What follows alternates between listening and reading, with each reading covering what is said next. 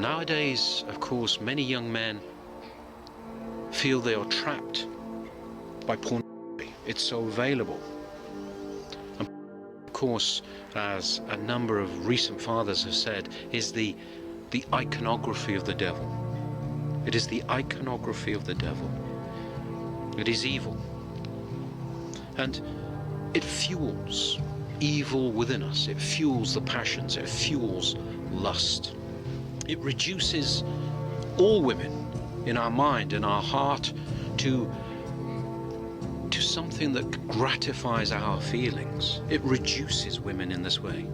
Human beings made in the image of God are then reduced to something that will satisfy our desires. Again, this is evil.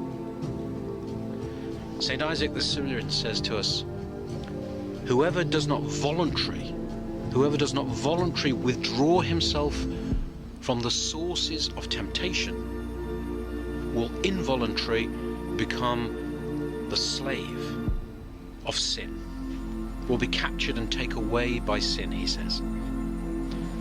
So let us look at what St. Isaac the Syrian is saying here, that if we do not voluntarily, if we do not choose to deny ourselves, to turn away from those things we know stir up the passions within us, then involuntarily, against our choice, we will be dragged away by sin. We will become slaves of sin. We will be captured. We will become servants of evil. We will find ourselves incapable of resisting sin because we will become the slave of sin.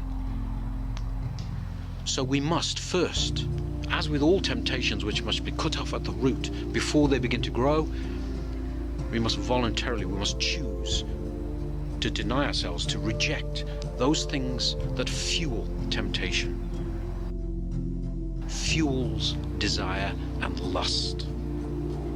It fuels the passions. It drags us away into the clutches of the demons.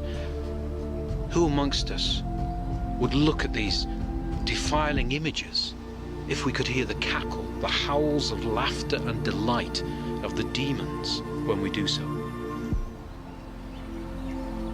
These things will enslave us to the passions.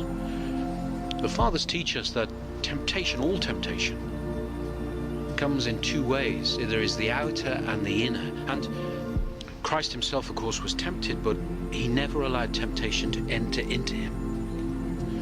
And we do this. We allow temptation to move from the outer to the inner when we engage with it, when we fantasize, when we gain pleasure from the images of that temptation, and it enters into us. And once temptation has entered into us, it is much more difficult to resist. So we must cut it off before we allow it to enter us.